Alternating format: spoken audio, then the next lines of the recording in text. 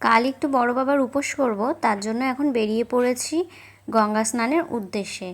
আর আজকে ওয়েদারটা এত সুন্দর, দেখে তো বুঝতেই পারছো, একদম নীল আকাশ আর মেঘটা এত সুন্দর সাদা, আর এত সুন্দর রোদও উঠেছে, বেশ কিন্তু ভালোই লাগছে। হাই, আমি কাকুলি। আর সবাই কেমন আছো? আশা করি তোমরা সবাই ভালো আছো। আর একটা নতুন একটা ভিডিওর সঙ্গে আবার চলে এসেছি। দিনটা ছিল শুক্রবার হঠাৎ করে আমি ওকে বললাম যে আমি যেহেতু কালকে পুজো করবো, বাবার পুজো করবো, বড় বাবার, তো আমাকে নিয়ে একটু চলো গঙ্গা, একটু স্নান করে আসি। আর আজকে ওয়েদারটাও সুন্দর, একটু ফটোও তুলবো, একটু ভিডিও করে আসবো, কিন্তু আমার ভাগ্যে সেটা আর হয়নি, জানো তো।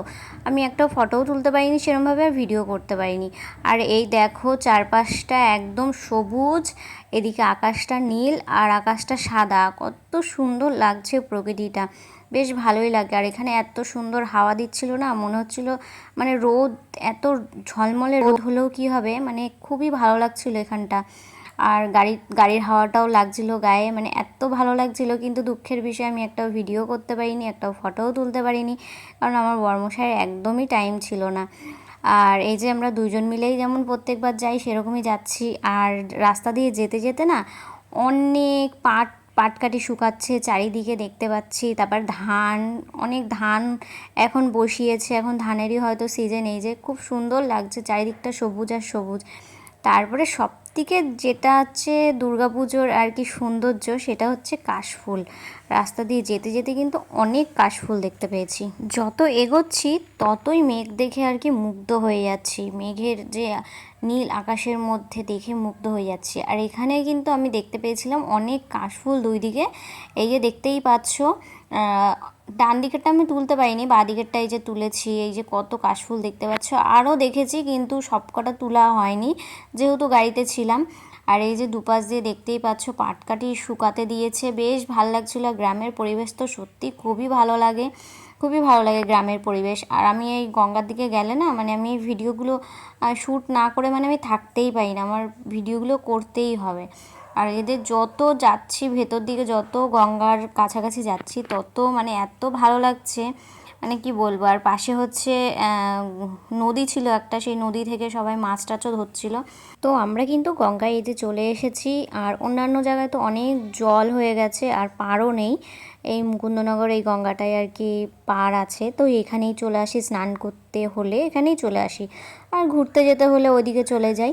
আর আজকে তোমাদের সাথে ভালো করে মন্দিরের ভেতরটা আমি শেয়ার করতে পারছি, কারণ হচ্ছে মানে একটু ঘুরে ঘুরে দেখালাম আর কি, কারণ আমার বর্মশাই একটু আমাকে ভিডিও করে দিচ্ছে তাই। ভেতরে কিন্তু এই যে গাছগুলো দেখছো, এগুলো একটু ছেটে দিয়েছে।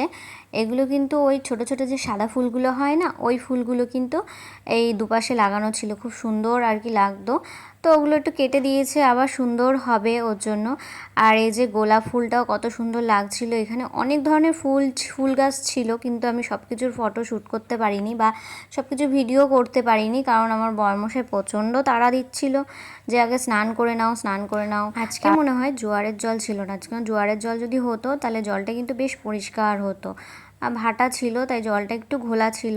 আর এখানে যেহেতু ম্যাক্সিমাম সবাই স্নান করে, সেহেতু এইখানটা হচ্ছে জলটা একটু বেশি ঘোলা হওয়ারই কথা।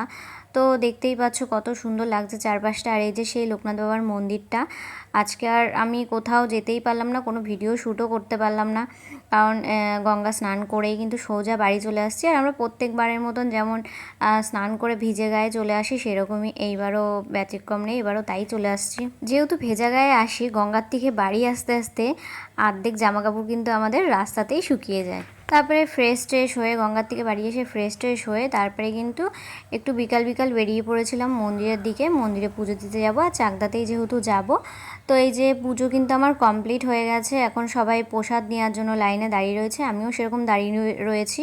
আর এই যে বড় বাবার দর্শনও করিয়ে দিলাম। আর তোমাদের কেমন লাগলো অবশ্যই কিন্তু জানিও। এইটুকুনি ক্লিপ কিন্তু পরের দিন। তো আজকের মতন টাটা বন্ধুরা, দেখা হচ্ছে কালকে আবার।